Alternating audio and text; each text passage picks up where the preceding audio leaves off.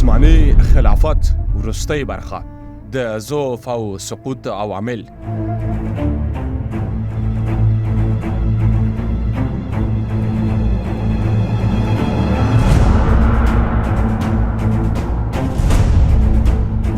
لومړی د دین څخه لرېواله او ایماني ضعف.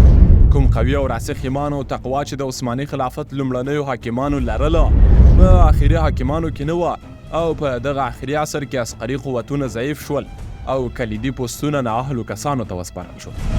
دویم، علم ته اهتمام نه کول او د علماو ضعف.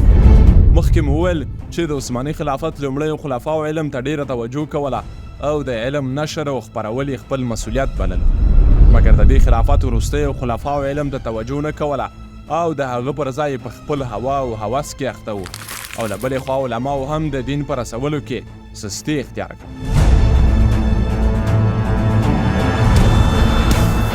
دریم، پردیو اسلام دښمنو ته امتیاز ورکول.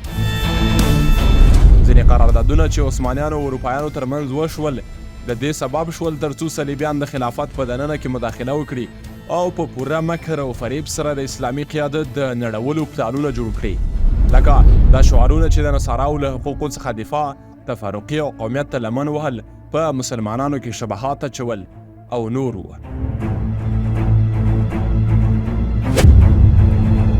کفري توطیه او د عثماني خلافت سقوط.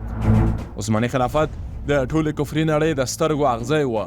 هیڅ کفري قوت، روسیه، اروپا، امریکا او نورو یې د مخامخ مقابلې توان نه لرلو، ځکه صلیبي کفارو د دوی څخه مخکې هم په صلیبي جنګونو کې سخته ماتې خوړلې وه او د عثماني خلافت پر وړاندې د مخامخ مقابلې کولو هیڅ توان نه لرلو.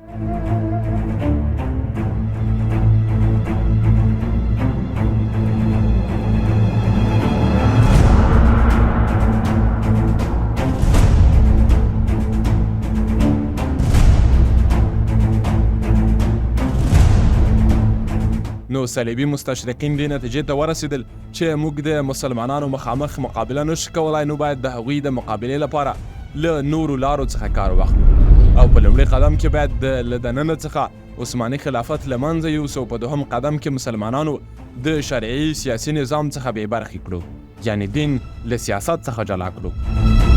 عثماني خلافت یې د یوه یهودي اتاتورک په وسیله نسکور کړ او په اسلامي امت کې کفري ډیموکراسي رواج کړه، یعنی له سیاست څخه شریعت لري او پر ځای غربي ډیموکراسي رواج کړه.